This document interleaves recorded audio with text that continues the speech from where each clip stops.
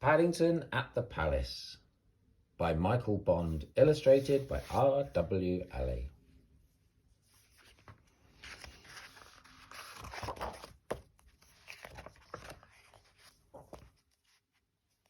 One morning, Paddington and Mr. Gruber set out to see the changing of the guard at Buckingham Palace.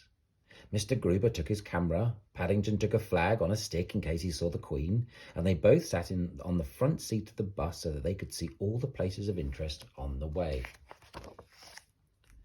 The bus took them most of the way, then they had to walk through St. James's Park. It was a lovely sunny morning and there were flowers everywhere. "I think I may pick some for the Queen," said Paddington. "I'm afraid that's against the law," said Mr. Gruber.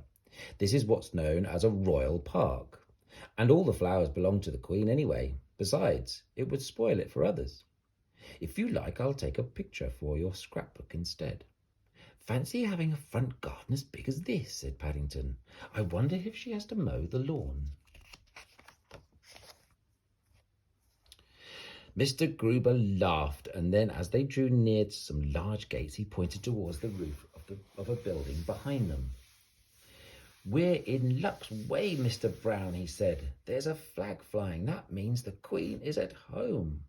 Paddington peered through the railings and waved his own flag several times in case the Queen was watching. "I think I saw someone at the windows, Mr. Gruber," he called excitedly. "Do you think it was the Queen?" "Who knows?" said Mr. Gruber. Soon afterwards, they heard the sound of a band playing. The music got louder, and there was a lot of shouting and the clump, clump of marching feet. But by then there were so many people, Paddington couldn't see a thing. Mr. Gruber wondered whether he ought to suggest holding Paddington up to sea, but in the end he bought him a periscope instead. "If you look through the bottom end," he explained, "you can see over the top of people's heads." Paddington tried it out, but all he could see were other people's faces, and he didn't think much of those. In the end, he tried crawling through the legs of the crowd. By the time he got to the other side, the band had passed by.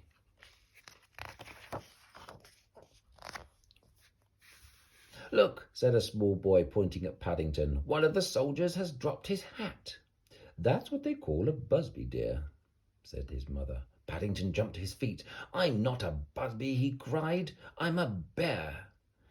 Gradually the crowd melted away until there were only a few people left. "Oh dear," said Mr. Gruber, "it's all over, and I didn't even get a picture of you with one of the guardsmen." "I didn't even see them," said Paddington sadly. Just then a man in a bowler hat said something to a policeman by the gate, and then pointed towards Paddington and Mr. Gruber. The policeman beckoned to them.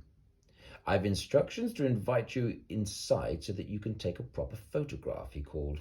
"You're very honoured." Paddington felt most important as he and Mr. Gruber followed the policeman across the palace parade ground, and the guard came to attention. "I think," he said as he stood to attention while Mr. Gruber took a photograph, "this guard is so good he doesn't need changing."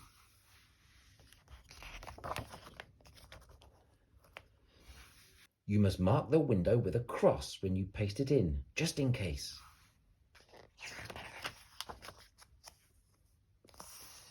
Me at the palace.